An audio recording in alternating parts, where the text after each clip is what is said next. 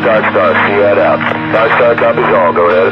Message to observer, Alpha 3 rounds, AT delay in effect, 3 guns.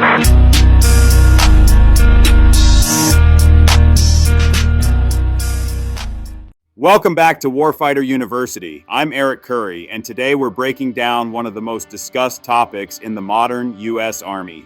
The officer promotion system, how it used to work, how it works now, and where it might be headed under the proposed reforms from Secretary of War. Let's start with how it used to be. For decades, officer promotions followed a traditional time in grade and file-based model. Officers were considered for promotion by centralized selection boards composed of senior officers who reviewed performance evaluations, education, and career timelines. The board met in secret, compared eligible officers within their year group, and selected a percentage for promotion based on Army needs.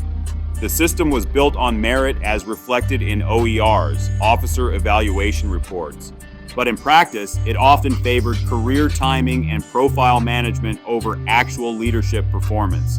Many argued it rewarded file perfection more than field excellence.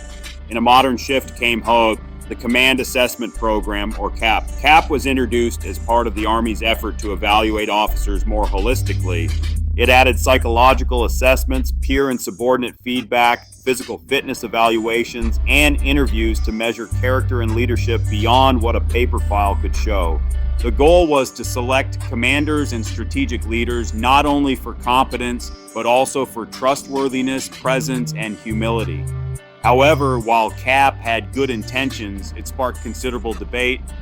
Supporters saw it as a bold step toward developing emotionally intelligent, adaptive leaders. It gave high-performing officers a chance to stand out, even if their records weren't perfect.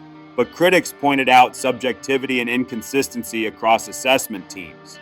Evaluations could vary by panel, and some officers felt the process placed more emphasis on style than sustained performance in tough assignments. The result was a system that some saw as unpredictable, where the right leader could be overlooked because of human bias in the evaluation setting. Now, under a proposal, the Army is looking to refine this balance once again.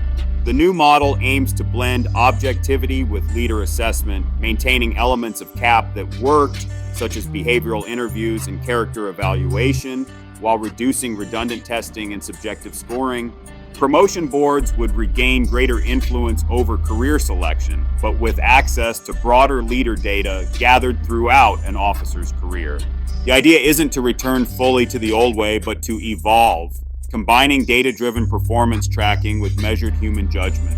The intent is to ensure that officers are selected for advancement based not only on what they've done, but also on how consistently they demonstrate the Army values over time. In the end, whether you support the old system, CAP, or the Secretary's proposal, one truth remains. The Army's goal is to build and promote leaders of character, competence, and commitment, leaders ready to fight and win our nation's wars. If you found this explanation helpful, like, comment, and subscribe to Warfighter University for more insights into Army leadership, systems, and professional development. Follow me on Instagram at Warfighter Univ for daily updates and discussions on topics just like this. I'm Eric Curry, and this is Warfighter University, where we stay focused, stay disciplined, and stay lethal.